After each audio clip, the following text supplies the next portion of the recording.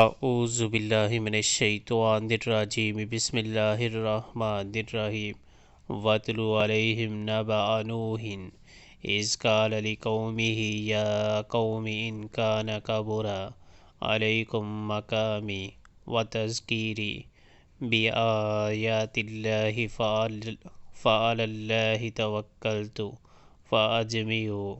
أَمْرَكُمْ وَشُرَكَاءَكُمْ ثُمَّ لَا يَكُنْ أَمْرُكُمْ عَلَيْكُمْ غُمَّةً ثُمَّ اقْضُوا إِلَيَّ وَلَا تُنظِرُونِ۔ ان کو نوح علیہ السلام کا قصہ سناؤ، اس وقت کا قصہ جب اس نے اپنی قوم سے کہا تھا کہ اے برادران قوم، اگر میرا تمہارے درمیان رہنا اور اللہ کی آیات سنا کر تمہیں غفلت سے بیدار کرنا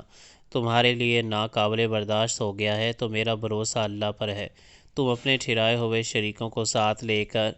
ایک متفقہ فیصلہ کر لو،